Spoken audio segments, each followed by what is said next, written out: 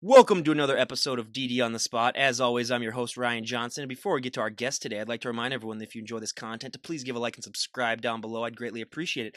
We have Tara Garrison on the podcast with us. She's a keto trainer and an online coach. She's also a Boston marathoner. And I think the most surprising thing, she's a mom of 4 kids, everyone. I mean, just take a look at her. How is that even possible? She's coming on here to talk to us about how you can make that happen. But most importantly, she's our current guest. Tara, thank you so much for being on the show. Yeah, thanks for having me. So why don't you give us all a little bit of a backstory on what inspired you to make that change and adapt that healthy and fit lifestyle? Okay, yeah, for sure. So my background, I actually ran forever, and I had 3 kids, and I was able to kind of get back into shape after having my first 3. But after my fourth, my body was just like, it just was not happening. And I was even running full marathons, and I was still pretty overweight. Like if you go to my Instagram, Coach Tara Garrison, you can see my before and afters. Those befores are after my fourth kid. The weight just like would not come off. And I wasn't a trainer yet. I was going to like Zumba class and weightlifting class and all these little classes at the gym and then running. And eventually I actually decided to stop going to classes into that gym because I felt like it was eating up so much of my day with my kids. And so I quit the big fancy Lifetime Fitness and I joined this little teeny $10 a month gym down the street. And I decided, okay, I can just put the kids to bed and then it won't take any time away from the kids and I can go work out and have my me time. Well, that gym, all it had was cardio equipment and weights. So I was like, all right, if I'm going to do anything besides running, I'm going to have to learn how to lift some weights. And so I started looking into it. I started researching. I started looking up workouts on bodybuilding.com and just like very, very gradually it turned into this huge hobby. And I felt very empowered lifting the weights and I started to know some changes in my body, notice them. But at the same time, I just couldn't get the extra fat off. And after 8 months of like every single night, I put my kids to bed and went to the gym. I was extremely diligent. My body pretty much looked the same on the outside. And I was like, man, I feel like I'm like living the lifestyle of a bodybuilder here, but nobody can tell because I have this extra fat on my body. And so that motivated me to get on top of my nutrition. And at the same time, I was trying to qualify for the Boston Marathon. So I knew that if I could lose some extra body fat and keep training the way I was, I might stand a chance because I had 3 failed attempts already to get to Boston. And I kept missing it by about 9 minutes. I was just stuck right there. And so I got motivated with nutrition and I started looking into nutrition and getting super educated. And I'm the kind of person that like when I do something, I don't just do it a little bit, I do it all the way. Right. So I just started going ham on this stuff. And I adopted what you might call like a basic bodybuilder diet once I got the nutrition on point. And I qualified for Boston on my next try with 17 minutes to spare, completely transformed my body. And the more I lifted weights, the more I kind of got the body and the physical performance that I always wanted. And so I felt like I needed to share that. So I started a little Instagram back then it was called Lift and Run just because I didn't want to keep bothering my friends and family about my excitement about my new hobby. And I was telling everybody, hey, like, look, like everybody who's runners is telling me not to lift weights, that it will slow me down, that I'll get bulkier or heavier. And everybody who's my bodybuilder friends now, they're telling me not to run because I'll lose all my gains. Right. And I'm like, I'm doing both and it's working. And I just want to share mainly for all my runner friends out there that lifting weights actually is enhancing my running and making me a much more powerful runner. So that's how I got started. And also like my body transformation was so empowering to me as a woman to know that I could finally like get a grip on my own health, that I wanted to help other women and men also experience that. So I got certified and I kind of go ham on things. Like I didn't just get 1 or 2 or 3 certifications. I had to get like all the certifications, and I love going to courses and conferences and investing in my own education. And so it's definitely a passion. Somebody said once, I love this, you've heard the saying, do what you love and you'll never work a day in your life.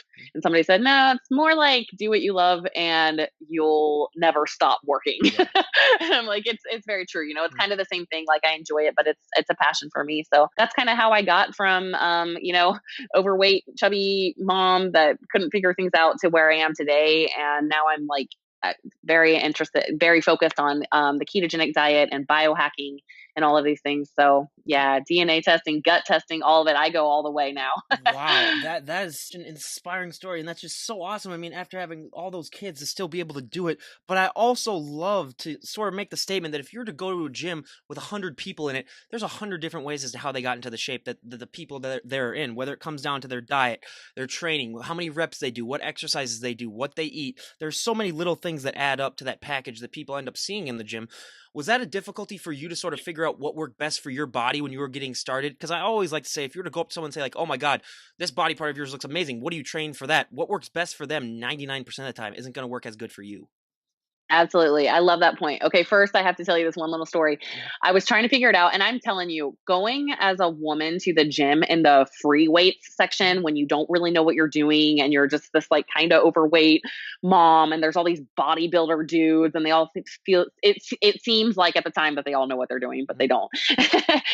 And I was like, this sounds so terrible, but there was this one dude, and he had an amazing physique, but he didn't seem like the brightest, Mhm. sharpest tool in the shed. Yep.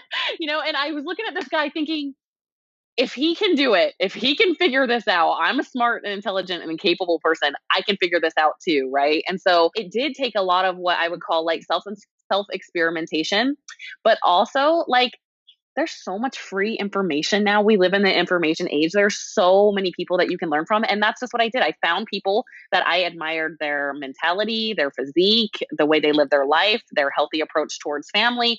And I'm like, I just modeled them. I was everything that they're giving me for free. Cause most people like me included, like at least 80% of my content that I give to people, I give it for free, Mhm. so I've spent thousands of dollars and countless hours educating myself. And I'm just sharing that with people because that's just how the world is now. And it helped me so much. I want to give that back as well. So like, that's what I would say is find somebody that you admire and then go ham and figure out exactly how they're doing it. Try those things on you. If they don't work on you, go to the next person, go all the way with one person each at a time and try and experiment those things and see how they work for you and just keep going until they can. I always say, you're kind of like a mad scientist trying to make a concoction where, you just got to try out everything and then see what ends up working. But one of the biggest myths and stereotypes that I think I really love to bust on this show, I mean, it's gotten a lot better with Instagram the last 5 years, but there's still a lot of women that believe that, if they touch one weight, they're just going to hulk out, put on 50 pounds of muscle and look like The Rock.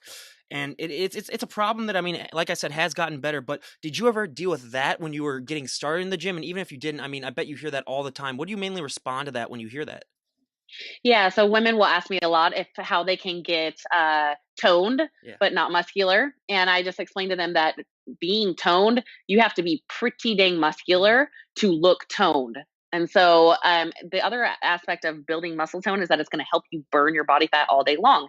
So I have a very fast metabolism because of the muscle that I built, and I didn't always have that. When I started losing weight and like trying to count calories, I was like at 1,500 calories a day. I track it's called heart rate variability, which is a very accurate calorie burn now. And I burn anywhere from like 2,500 to 3,000 calories a day. That is a ton for a woman. And so I'm able to eat a lot Mhm. and I get to eat freely, and I haven't tracked a calorie or a macro in years. And I'm still at 13% body fat. I hover somewhere around there and I feel great. And so I would say like lifting weights honestly made all my dreams come true Mhm. because it got me to the Boston Marathon and it also gave me the physique that I always wanted. So I'm a huge, huge advocate of that for women. It's very liberating. Well, I was gonna say everybody. She's been working out for how long? And like, look at her arms. Does she look like Dwayne the Rock Johnson or Hulk Hogan or any of those guys? I was like, come on, everyone. I mean, it's always just a huge thing where I was just like, people don't realize how hard it takes or how long the effort just to get into that Totally. shape. I mean, I always love to tell the story of when I was in college.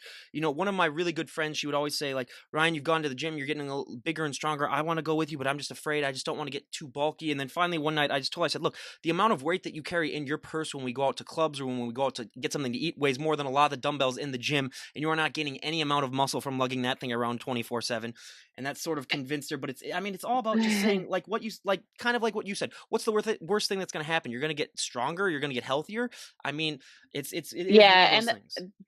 totally. The other thing too is that like for me, like, yes, I have muscle tone, like you can see Mhm. it when I'm at rest, but I don't think people understand or women understand when they're beginning how much effort goes Mhm. into just having this amount of muscle. Yep. Like I lift hard and heavy and I'm Yes. educated and my whole nutrition regimen is based around building muscle. So it's like every ounce of effort I've got goes into this. So it's like if you're not going to get to that level, like you're not going to get that tone. Like Mhm. that is the last thing women need to worry about. Oh, just the confidence that it gives anyone, man or woman alone, is just one of the biggest benefits too that I love to say everyone. I mean, it's like you just get so much more confidence. But I love asking because everyone just has their own different genetics. Everyone just has their own different thing.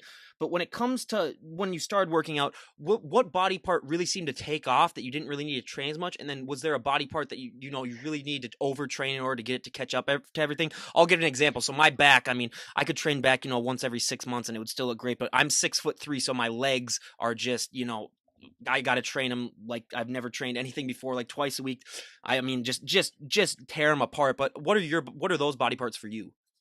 So if you peruse through my Instagram, you'll see Mhm. like I'm a pretty quad dominant person Yeah. and it comes from a lot of years of running. And unfortunately I wasn't educated and I was running marathons and half marathons and stuff, not full marathon, but half marathons when I was pregnant. And, that's terrible for your hips. And so I've had to go through a lot of therapy and soft tissue work to work on my hips. So my quads were basically taking over everything. And so people would, see me from the front and be like, wow, quad goals, quadzilla, like, oh my gosh, how do you get your quads like that?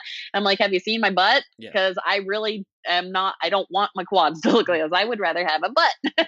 And so that was something that has taken a ton of work, a ton of education. And honestly, like I'm a huge advocate of soft tissue therapists. Like if you can find a really good one, like maybe somebody who specializes in athletes, they can kind of help you figure out what's going on. And if you get a trainer, they can help you move in a new way that will help you fix those things. So for me, yeah, my quads and then, my biceps are pretty easy for me to Mhm. activate. And so you will have those areas, I always say like if you can't feel it working ever when you're training, it's probably not, Mhm. and so yeah, glutes, unfortunately as a woman, glutes have been such a challenge for me, but Mhm. I've finally have figured it out and gotten there. But it was years and years of work to get there. Yeah, I mean, yeah, and it's just so fascinating to hear everyone's different answers. It's just because everybody's built differently, and you'll have different answers almost all the time. But I also loved, bring up the point. A lot of people don't realize that what basically happens after you get basically your beginner gain. So for everyone out there that doesn't understand, you gain a lot more muscle really quick early on because your body is not used to it. But then as your body gets used to the working out and used to the transformation, your changes slow down quite a bit. And for a lot of people, that can be very, very hard to deal with. Was that something that you experienced at all? Just when you started getting those really big changes and then seeing it slow down gradually, was that a difficulty for you at all?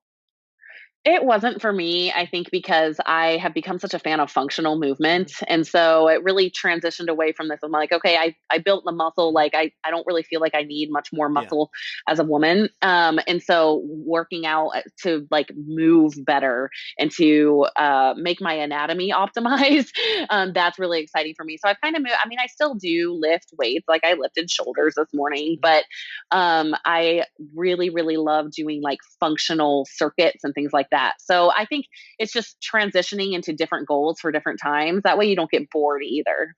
Mhm. Yeah, I mean, it's all about adaptation, just changing things. I mean, you're gonna have to do different things as you age. Or you're gonna also have to do different things. I mean, if different body parts are involved, I mean, just the variety is what I think really applies to a lot of people that are weightlifting, and it's what they really like about it. But you're also a keto trainer. And what basically is a keto trainer, and how is that different from being just a basic trainer?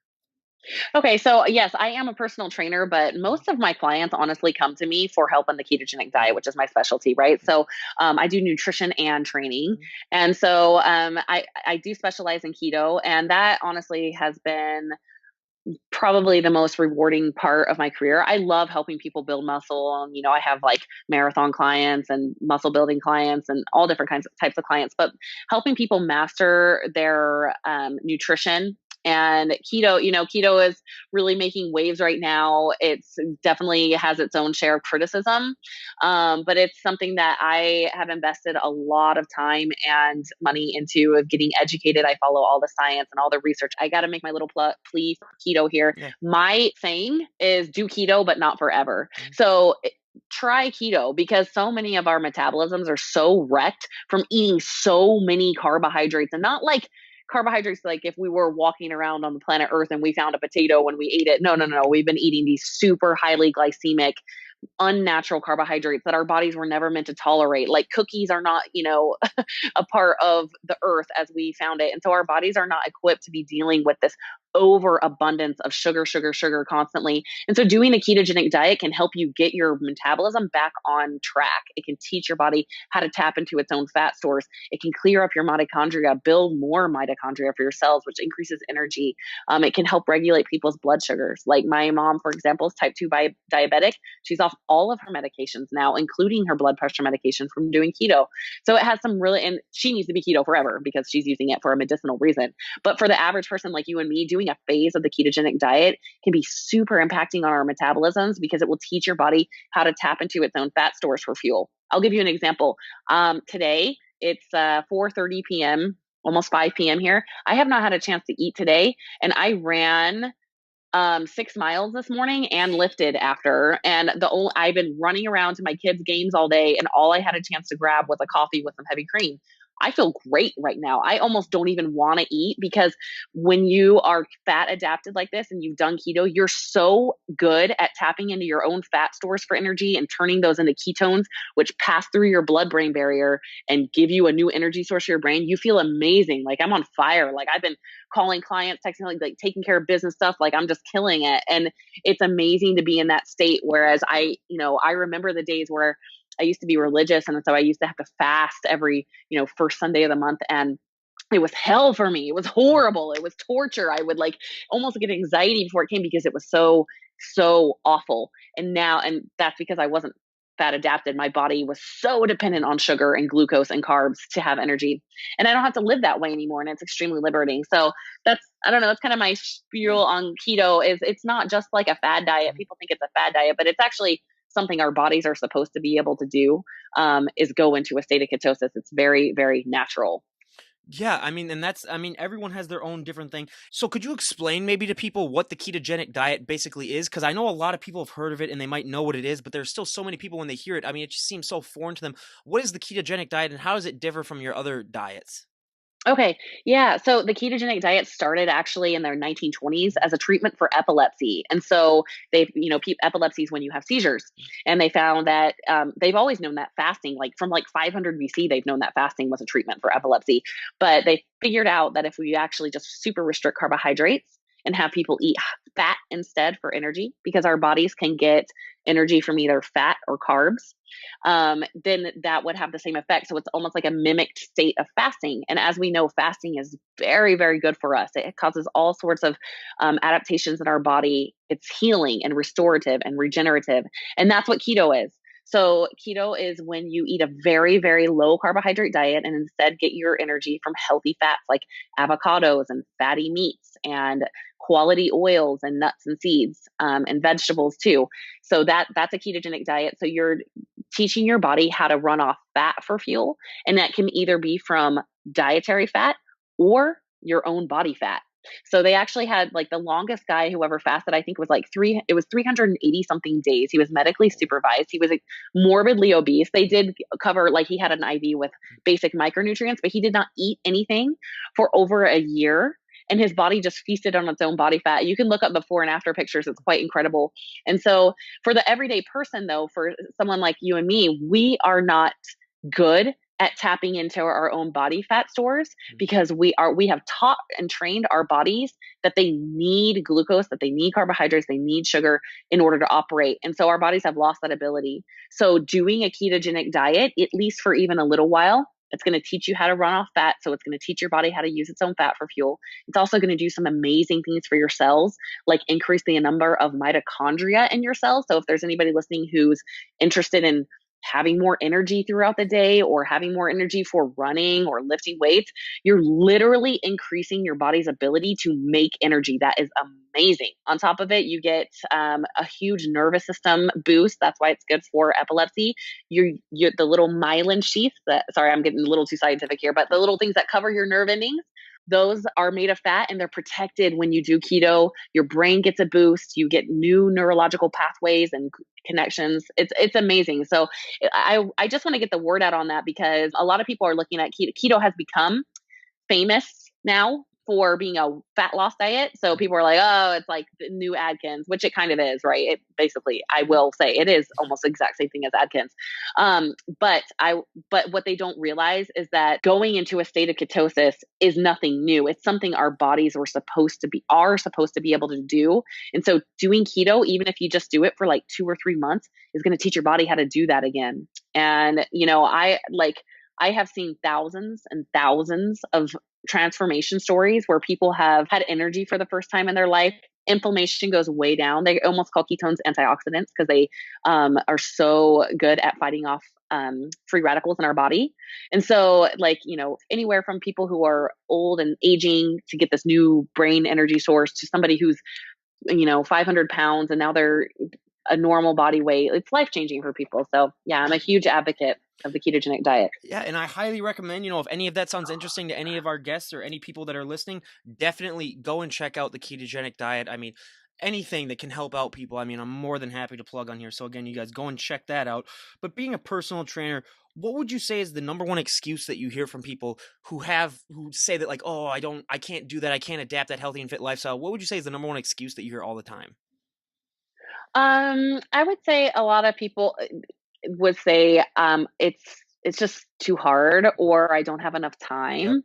time, or I'm just too busy to even like focus mentally on anything else. And I would say to affect any sort of change on your life on any level, whether that's business or family life, or relationships or fitness, it all starts with healing inside, because there's something going on inside if we feel like we're not worthy of taking ourselves up to the next level in life. So Mhm. I like a very simple way to do that is there's this little website called YouTube. And on YouTube, there is tons of free, like you can listen to Tony Robbins Mhm. give speeches to people who paid thousands of dollars for free. So start with what's in here in your heart, start changing your mindsets, and then all of the different habits in your life will start to change as a result of that. I mean, you hit the nail right on the coffin with that. I mean, it's just you got to have the right mindset too, because mentally, if you're not mentally ready to do it, it doesn't matter how much you work out or train. I mean, if your mind isn't into it, you're not going to see those results. But how has that adjustment been for you mentally to being a runner to now also, being a really good coach, having a little bit more muscle? Was that ever a struggle for you mentally? Because I always like to say, especially for the people that we have on who might have been like obese or whatnot, when you're like that for a great chunk of your life, you identify as that person then. You always feel like you are the big person, or if you're a runner, like you have the runner body, you're a runner. And then when you see that change, was that a difficulty at all for you to kind of realize that, hey, my body is changing and I am, not the person that I thought I would be or thought that I was, at least physically wise, when I looked myself in the mirror every day? Was that ever a struggle for you? I would say no, because I don't think that I ever wrapped my identity into anything. Like even when I was running full marathons and stuff, I still didn't really call myself a runner. It was honestly just something that I did, Mhm. and that's the same thing with weightlifting. It's just something that I actually really truly enjoy the experience because it connects me to myself. I don't really I don't really like running with people or lifting with people Mhm. because it's like for me, it's almost like meditation. It's something that I do with myself. It's mindset training, it's therapy, like you get in there and you think very clearly because you have this huge rush of dopamine and endorphins.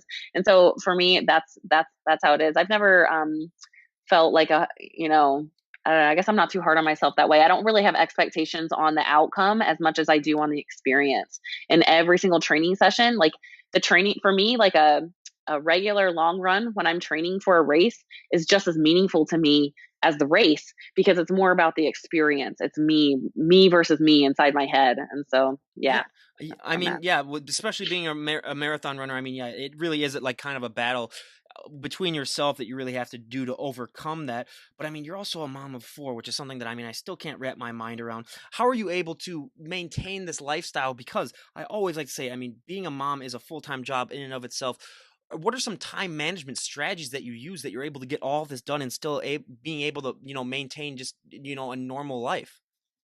Yeah, like I said, like it's finding a schedule that works for you because originally I was, going to the gym with my kids in the middle of the day. It was eating up my entire day. And I found out that for me, like I'm a nighttime person. And so putting my kids to bed gave me something, and going afterwards gave me something to kind of look forward to all day. Like I knew that I was going to have that me time to myself. And so it's just finding a schedule that works for you. I also have done like the early morning thing before, and that's a killer way to get like focused for the day. It feels really awesome to have all that done and ready before your kids are even awake. So I would just say it's just finding what works for you. But the thing is that if you're kind of waiting to see when it might work out during the day and you don't have a plan, it probably won't happen. Something else is going to come in the way. But if it's a must for you, you will make it happen. Hmm. You will find a way. And so just, it's really analyzing for yourself. Like if you're not staying committed and making it to the gym and you kind of want to, well, it's not that important to you. I'll put it that way. It's not a must for you. Whatever you are doing in your life is what you must do. So whatever standard you set for yourself is what you will take on. And so for me, like there are other things that I give up for the gym because that is a must for me.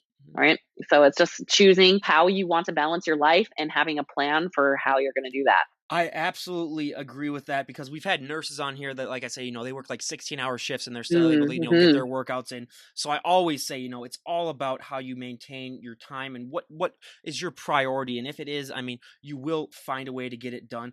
But what do your kids think about having a mom that, looks maybe a little different than most of the other moms that they see? Do they really enjoy it? And do they enjoy, the healthy and fit lifestyle then? Or what is their opinion of it? I actually like try to not make too big of a deal of it with them because I don't want it to become like a thing, like Yeah. this huge focus. But we are very active. Like they enjoy exercising with me, and I let them coach me. They really enjoy that. My youngest is 6, and he's my yoga instructor because kids naturally do yoga. If you watch them, they do handstands with leg splits and all sorts of intuitive yoga movements. And so that's, I guess, like a bonding thing for us. And yeah, we definitely talk about nutrition. Now, I will admit right off, like I let my kids have treats. Mhm. I don't do any sort of restriction diets with them because I think that creates unhealthy mindsets. That's just my personal view. But we focus on nourishing our bodies as much as we can. And so, yeah, for them, like I think they know it's a big part of my life. But for the most part, when I'm present, with my kids, it's a little bit more focused on them and what's going on in their life, and then that's just something that we supplement with. And like you said, I mean, you were still running when you were pregnant, and I mean, you probably deal with a few times like pregnant women, and there's always a lot of times people don't know what they can and can't do when they're pregnant. A lot of pregnant women don't know. If you were to like run into a pregnant person in public and they were to ask, what can I do exercise wise? What would you say to that? I would say talk to your doctor because I don't know their Yeah, that's medical true. history and their history. But like for me, I mean, my doctor and I was having kids between 2005 and 2012, Mhm. so it was a little while ago. But my doctor was very supportive of it because I had already been training a Yeah. lot, and I think that's pretty standard. Like most doctors say, if you've already been doing it, you're Mhm. probably good to keep continuing doing that during pregnancy. It's just, if you're going from like couch potato to I'm going to run a marathon, Yeah. like that's probably not the greatest idea because exercise is a stress. Diet changes are a stress. These are all stresses on your body. And so you don't want to over stress your body when you're pregnant. Pregnancy is a stress, Mhm. right? And so it's just like all of this, and that goes for anything, whether it's pregnancy or something else. If you're stressed out the wazoo with work and emotional and your family life, and you just got to take into consideration how many stresses your body can handle at once before you start getting diminishing returns. Mhm. So I would say, that definitely, if for going back to that, for pregnant women, like just that's definitely either I need to take you on as a client or you need to talk to your doctor. But I couldn't give that general recommendation to somebody unless I knew their background. Oh yeah, absolutely. And what is that feeling like for you? I always love to ask, trainers, when you finally have that client that, loses that weight and accomplishes their goals, does that make all of the struggling that you go through? I mean, finding their workout plans, checking in on them, does that make everything worthwhile when you see those end results and see that you've actually genuinely helped out another human being? Yeah, absolutely. And the thing is that all of it is a joy. Mhm. Like I love my clients. Like they don't seek me out and hire me unless they want it Mhm. themselves, right? And the most rewarding thing is not it's great that my clients lose weight and build muscle. That's cool. Mhm. But when what they share with me, how it's empowered them and how it's affected them psychologically and taken them to the next level in life and how they value themselves and how they see them, how they show up in the world, that is everything. That is why I went into coaching, because that was my experience as well. And it's extremely rewarding to see, especially with women, but men too. I have male and female clients, but women, there's something about like they tapping into their own physical strength that Mhm. they didn't know they had. It changes their entire life, and that's crazy rewarding. Yeah. What was that transformation like for you? Like you said, just that confidence boost and that energy boost. How did that affect you personally when you were getting in shape?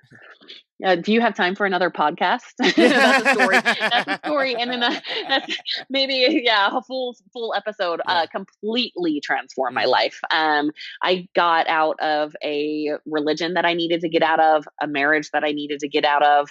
It completely lit me on fire on how I showed up in the world. I was living a very powerless life, letting other people dictate what my life should be like, and getting in shape physically empowered me emotionally to an incredible level, and I'm living out my dreams now. I'm doing what I set out to do. I'm getting in touch with who I really am. So yeah, it completely changed my life. And again, like it's so inspiring to hear these stories because it just adds on to that confidence and it really just makes everything seem a lot easier and more worthwhile. But now, two of the questions that I really love to ask all of our guests that we have on the health and fitness guests, I should say. When I started going to the gym and getting bigger and stronger, it was a lot of good things happened. But the one negative thing that happened to me is you're going to get asked to move a lot of people's furniture. You're going to get asked to open a lot of pickle jars. I mean, I'm still at home with my parents for the next couple of months before I move out. And I still, every time they come home and bring groceries, being the good son that I am, I basically lift the car into the driveway and take all the groceries in. Has that been a similar experience with you where people just see you and then they just assume that you can do favors like that for them? No, not as a woman. That never happens to me. Thank God. Oh, Sorry. okay. Well, yeah, I was gonna say because we get a variety of answers like that. I'd say it's like 70-30, where some say like, yeah, it happens occasionally, but then there's other ones where they're just like, yeah, no, that doesn't happen. Where and I always say to that too. I mean, being 6'3", that doesn't help either because I could have zero muscle at all, and they'd still see me walking down the street and say, oh, hey, tall guy, come and help us. So yeah, I get that. I get that all the time. But yeah, and now probably my favorite question to ask, and again, this is a multi-million-dollar idea for anyone out there who's listening. But when it comes to clothes for fit women, your clothing options can always be limited. I always say, like if you have big shoulders, dresses aren't your best friend. Jeans are another thing that we hear of all the time where they're just hard to find. But what are some ways that you sort of compensate for the fact that your clothing options can be limited? I don't feel limited, honestly. Mhm. I feel like enhanced. Like, it's interesting when your physique gets better, how many more compliments you start getting on Yep. your clothes, because it's really, to be honest, it's not really the clothes that they like. It's how they look on you Mhm. because your physique looks better. So I haven't found that to be limiting at all. In fact, you notice I'm wearing a tank top and Mhm. it's January. I love showing off my hard work. Yeah. And so I wear sleeveless shirts a lot, with jackets and things like that. But Yeah. it's been all positive for me. I would too, but it's just that I put on, my 10 to 15 pounds of winter weight that I put on every year. Just because when you're up in Minnesota, I mean, Utah can be very cold, but Minnesota, I mean, just in order to like not because if I was super lean and I went out in that cold, I mean You would that make die. it even worse. Yeah. So now you got to put on, that 10 to 15, a little bit of fatty pounds, just so that you can absorb the Yeah. weather a little bit more. But yeah, I mean, I totally Love get that. that. Yeah, I totally get that. But I mean, we both live in super cold climates. And when you're in cold climates, for everyone out there that lives in like Florida and California, what happens is normally your body is just basically telling you that it just wants to sleep, not like hibernate, but just go inside and just relax and not go outside. What are some ways that you use to motivate yourself to just say like, hey, I'm still going to get this workout in regardless of what the weather's going to be like? Yeah, I actually look forward to it even more in the cold months because it's like my one way to get out of the house and like use my body and work up a sweat and feel healthy. It's a huge antidepressant, I think, for the winter blues, sorry, is to get out and use your body and sweat and get that same kind of feeling. So I highly recommend it. And another thing that I do that I've noticed kind of helps me is like sometimes when I'm driving to the gym early in the morning, because I'm a 5 a.m.er workout now, and it might be like 8 degrees or 9 degrees, and Mhm. I'm in shorts because I'm going to run on the treadmill, and that's just how I am. But I've noticed one thing that's really, really helped me is I do cold showers. And so at the end of every single shower, I blast that baby on freezing cold, and it's colder in the winter than it is in the summer because the ground is cold, and it is ice cold. And if you look into this, if you follow like Iceman Wim Hof, or Tony Robbins talks about it a lot, it's really good for your lymphatic system. It's great for a brain boost first thing in the morning. And it's also enhances blood flow. So it's really helped me. Like, I honestly, it doesn't even feel cold to me outside most of the time. And I think that has been a huge thing. So it might be something worthwhile to try. Tony Robbins says there's not a day I feel like doing that. And he jumps into a cold plunge, Well, so just do it. Well, and here's the thing that brings me up to a similar story. Then when I was in 5th grade, we took a field trip in the middle of January up to some, it was like some camp that we did stuff in the winter. Like we would, do all these different things. And I remember they didn't let us shower. We were there for, I think, like 4 days or whatever. And they didn't let us shower. And then at the very last night, that we all took like a polar plunge individually, and that like cleaned off everyone because it was just so frozen that like all of the dirt, all the sweat that you had was just frozen off and then wiped off. I have never felt more clean a day in my life after I did that. Like everyone just felt like super, super neat, and it was some of the best sleep that any of us have ever gotten. Yeah. So, yeah, Wow. I mean, I have personal experience with that, and I mean, I won't do it now because I was naive back then. But yeah, don't get me. Yeah, don't. I'm one of those people. Yeah, where I'm fine, staying inside. But I always do tell people, it's like, what else are you gonna do then too during the winter? Especially if it gets to like negative degrees, where it's like if you're gonna go out and like go sledding or play hockey or whatever, that's just too cold to even do that. So it's like, what are you gonna do? Go out and get your workout in. I mean, it's perfect timing. But now we go to our audience favorite, my personal favorite part of the podcast, I should say, where I'm gonna ask Tara here to our 12 questions that we like to ask all of our fitness guests on our questionnaire. So for our first question, what is your go-to workout song at the moment? I think it's like Baby by how do you say it? 6ix9ine? 6ix9ine. Yeah. Yep. I don't know what. Yep, that's mine. Well, I'm more of an old school. I gotta have like my cheesy 80s music, and I gotta have my like Rocky IV, like cheesiest soundtrack ever. But yeah, awesome. I go straight gangster. Gangster. I go some of that too. I mean, I get some NWA in there, and then but yeah, that's good too. But I have like a problem. So like I have a gym at home, thankfully, so 75% of the time I use that. But when I go to a normal gym, I'm one of those people that has to wait for the beat to drop before. So if I'm doing like lat pull downs, I might be standing there for like 30 seconds. I've literally had people come up to me and say like, "Hey, are you all right? Did you pull out your back or something like that?" And I was like, "Oh no, I'm just waiting for the beat to drop." So yeah, I'm known throughout the gym. Changes your brain chemistry. It does. That's what I say too. Dopamine. Yeah. Absolutely. So that's what I say. So I'm always known throughout my gym as the guy that waits for that. But now going on to our next question, out of all the celebrities on the planet, if you could work out with any celebrity, who would it be? The Rock. Yep. Yeah. I was gonna say we get that answer all the time. Yeah. I mean, and it got to the point where I was just gonna say like other than The Rock, but I know that everyone's gonna say it anyway, so I would do that. But now, out of all the I mean, he's The Rock. Let's be honest. I mean, he's the one guy that I think everyone would want to train with. But now going on to our next question, out of all the celebrities on the planet, if you could train any celebrity, who would it be?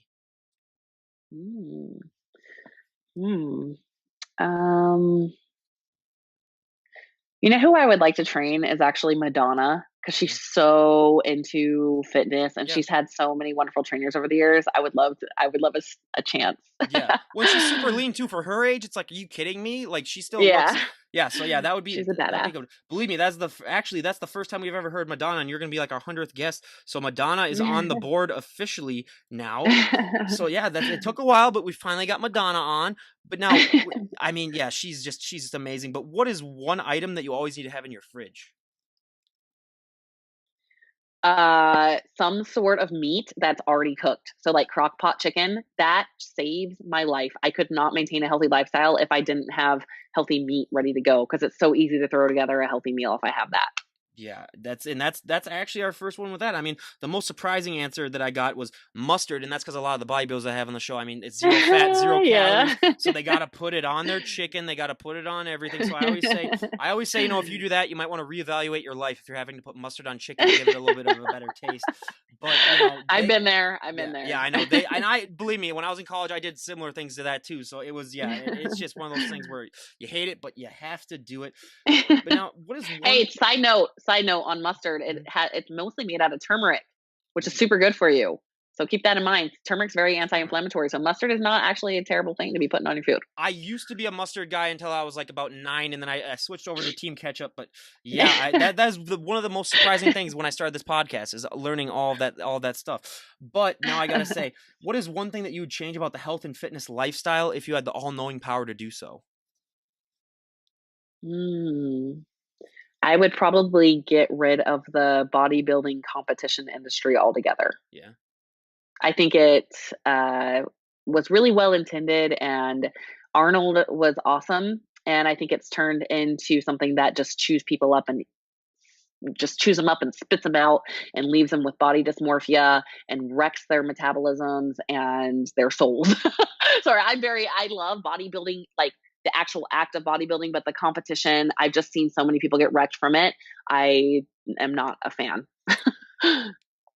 Yeah, I mean, I understand where you're coming from totally, because I've heard stories too, about people that do get body dysmorphia, or people that just, I mean, it can really wreck you if you don't do it the right way. So yeah, I mean, I completely understand that. And my number one is, all these times you see these people who may even like just compete in one show, and then they think that all of a sudden they're this fitness expert that knows everything about what to do, and then they try to endorse themselves as like, oh, I'm a great personal trainer, like come to me with this advice. And it's like, if you've done like one show, that doesn't guarantee you didn't even get your certified personal trainer thing, and then they try to pass themselves off as something that they're not. I mean, that is my number one Mhm. pet peeve. But yeah, it's something that, I think it has hopefully gotten a little bit better. But now, what is the last TV show that you binge watched? My gosh, I have not watched TV in a really long time. I'm very, very dedicated to my career right now, Yeah. so it's hard for me to watch TV. But back in the day when I was a stay-at-home Mhm. mom, I think the last thing I binge watched was Breaking Bad. That's a good one. That That was is a a good one. very, very brilliant Yeah. show. Absolutely. So now, what is a guilty pleasure movie that you enjoy? Okay, this is so embarrassing. I am such a sucker for a good Cinderella movie. So like even Ever After with Drew Mhm. Barrymore or any version of the Cinderella story, that I'm just such a chick that just sucks me right in.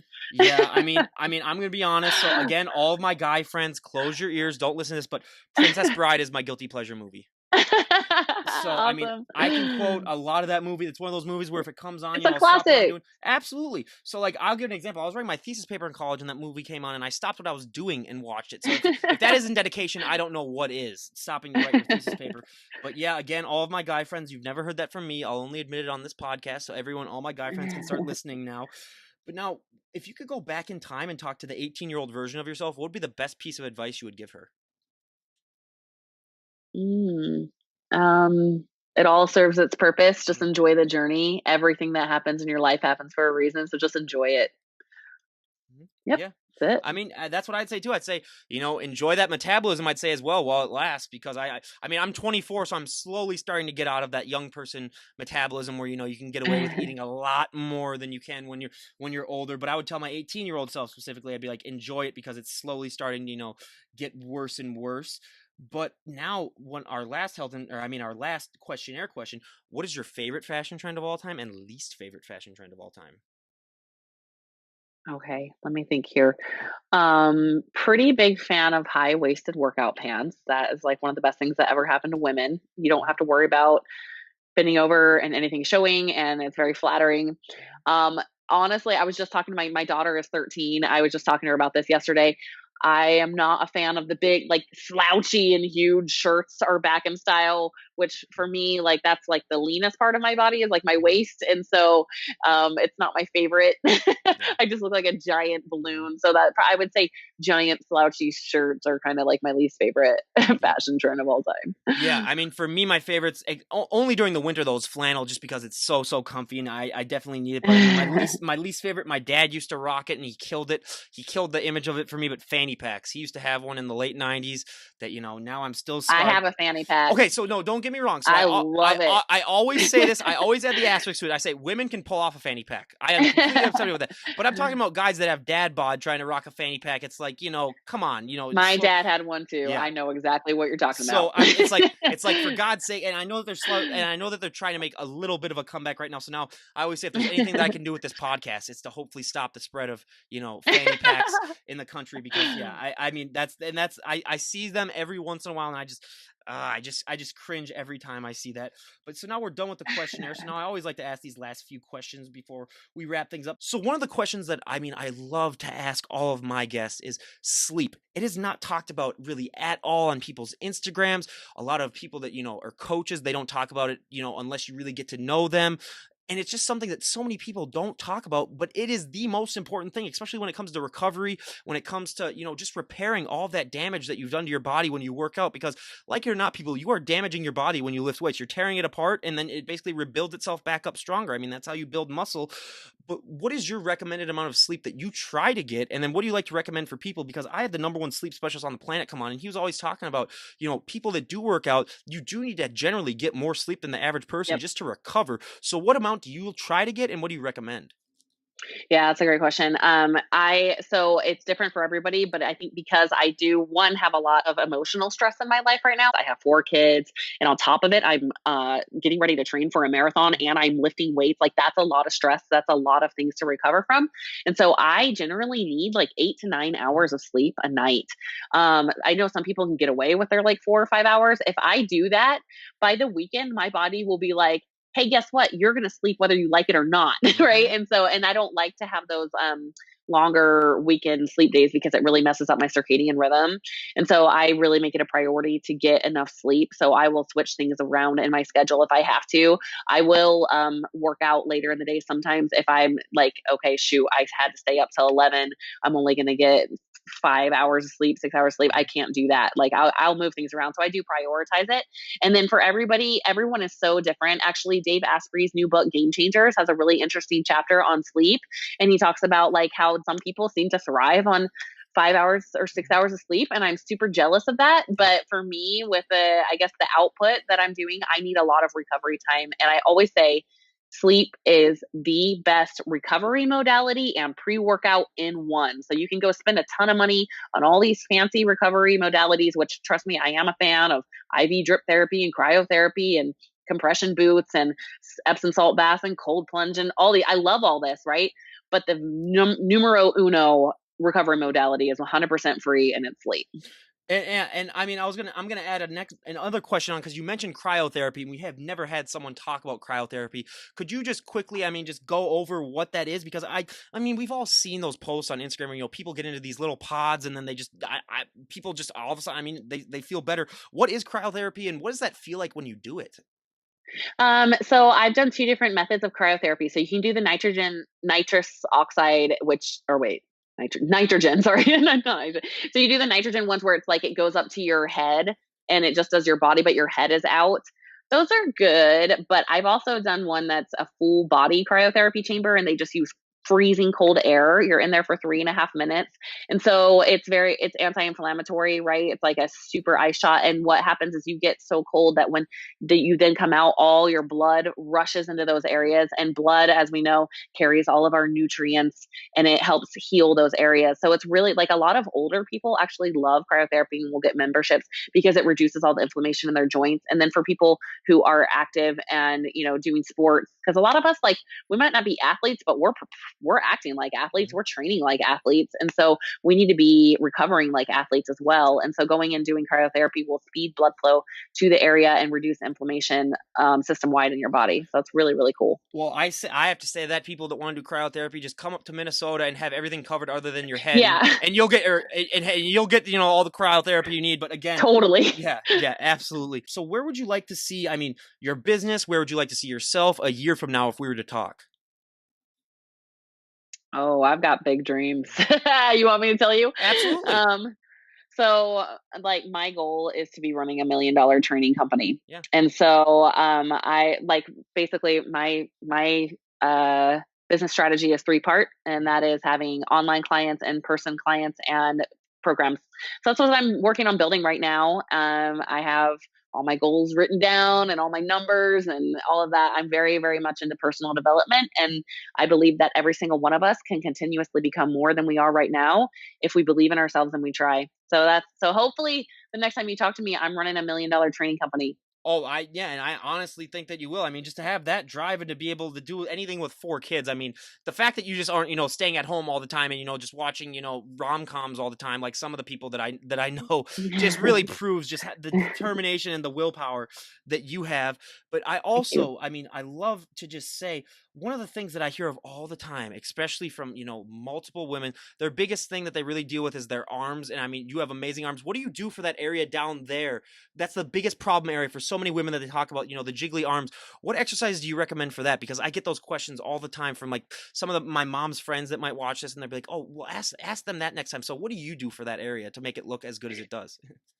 Okay, yeah. So three parts to that. First is a reduction in overall body fat is Hmm. probably going to be the only thing to really help you there. Hmm. The second thing is that when you carry a lot of body fat right here, Hmm. that usually can be an indicator of estrogen dominance. Hmm.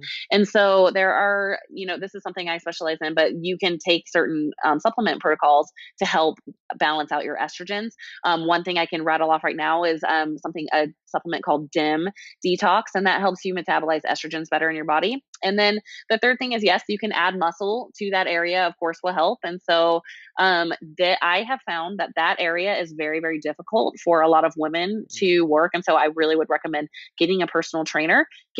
I'm such an advocate of getting a personal trainer because it's something that you can spend money on for maybe a few months and keep that knowledge for the rest of your life. Like, Hmm. what an investment in yourself. And so those are my three things I'd recommend is reduction. You got to go diet. It's just like your abs. You got to Hmm. just get the body fat off of that area, and then working on estrogen. And if that's something you could go ham on, is understanding what an estrogenic environment we live in. Women's testosterone is low too. We should have a little bit higher testosterone because we're not running around outside and being in the sunlight all day and being active. We live in an estrogenic world. And so that does kind of put more fat there. That's for guys too. If you have a high amount of fat on your Hmm. hamstrings or on your triceps, you might want to start looking into looking into ways to boost your testosterone and lowering estrogens. Absolutely. And one of the big problems that I always love to discuss is, the obesity crisis. It has gotten worse, and it's something that I don't think it's going to get a lot better unless, we make a lot of change to it. Because even I see the generation prior to me or after me that are in school now, like in, elementary, middle school, and they're, so glued to their phones. I was in the generation where, I got glued to my phone once I was in high school, basically, or late middle school, early high school, because that's what happened. But now some of these kids, they're on their phones constantly, and they're like, 7 or 8 years old. What are some ideas that you have that you think would really help out just the general public as a whole, especially the younger kids, on ways that they can learn about having that healthy lifestyle and learn that what they're doing. It may feel good for them now, but in the long run it could really, really hurt them. I would say it starts with the parents, and it starts with the standard that they set for themselves and their lives. Because if their standard, my standard is not to sit around and watch TV. I don't finish work and sit around and watch TV and eat chips all day. And so I'm not going to be able to stand seeing my kids just sit around and do nothing all day, right? So I'll find way, because like that's my standard is above that. I'm going to expect that same standard for my kids. And so I'd say it definitely starts with the parents. And then my kids, my daughter and oldest son totally have phones, and they do love to play on them. And I let them, because I do think that's also important. That's part of their world that they're growing up in. And I want them integrated in that technology. I actually think that's important, but they are in sports. Like, that's something that we encourage them to do. And then we do things together as a family, go to a trampoline arena, or just even like, if you don't have money for that, go for a walk with your kids. I do that all the time. And yes, I make them come. Sometimes my daughter's like, I don't feel like it. And they have to come on the walk with me, even in the winter. We do that. Yep. So I would just say it really starts at the core with the parents and what they will tolerate from their kids. And then as far as like obesity in general, for like the adult populations, keto, keto, keto, keto. I will say that all day long, because especially for heavily obese people, like a lot of obese people, one, they're embarrassed to go to the gym. It really sucks to work out when you're 200 pounds overweight. You try doing a burpee with 200 pounds of fat on you. That's horrible. And so keto is a way that they can get started and start rapidly losing all that body fat, so they can then get into a fitness training program. So keto, keto, keto, keto, keto. You've heard it here plenty of times, but again, ketogenic diet, go and check it out. And again, we cannot thank you enough for coming on. You were just an amazing guest to talk to, and I really, really appreciate it. Are there any other ways other than your Instagram, which obviously we'll leave the link down below? Do you have like a website that people could contact you at? Do you have any other ways to contact other than Instagram? Yep, absolutely. So I'm Coach Tara Garrison across the board. So it's coachtaragarrison.com, and it's Tara. And then I also have a Facebook page, Tara Garrison, that you can follow me on there as well. So yeah, Coach Tara Garrison on all, and also on Twitter as Coach Tara G. All right. So again, you guys, you can follow her on on Facebook, Coach Tara Garrison. Follow her on Twitter, Coach Tara Garrison. We have all those things. And lastly, is there anyone that you would like to give a shout out to before we wrap things up? Oh, a shout out? That's Yeah. fun. Oh man. Okay, so I'll give a shout out to Drew Manning, Fit to Fat to Fit. I work with Drew part time. He's a celebrity Mhm. trainer. He has an amazing story. If you haven't heard of Drew, you definitely want to find him. He gained 60 or 75 pounds in 6 months and then lost it all again in an experiment. Super I've impacting. heard He's also about a that. keto Yeah, guy. I've heard about that. Did he write Yeah. the book about that too? Was that him? Yes, he did. Okay, I've Uh-huh. actually heard Yep. about him. Yep. Yeah, that's awesome. Yeah, Drew's amazing. And I'll also give a shout out to my friend Jenny TRX. It's Jenny underscore TRX on Instagram. She's in Ireland and she is a certified badass. And if you want to be inspired, I would also recommend following her. Yeah, I can definitely give her a follow. Then again, what was her Instagram handle again? I'll just write it down real quick. JENNI underscore TRX. TRX. She, Okay, so Jenny yeah. TRX. I'll leave the link down below to all that stuff too. And again, Tara, we cannot thank you enough for coming on the show. And honestly, we wish you nothing but the best in your journey and your programs that you're designing. And definitely, we'll check in with you in about a year or so, and then we'll see. Hopefully, you're the All million right. dollar company like we've been talking about. But again, I love that. Thank thank you you. so much for coming on. I really, really appreciate it. And other than that, I mean, everyone, like I said, go and follow her. All the links down below. But this is Ryan Johnson, DD on the spot, signing out. Have a great day, everyone.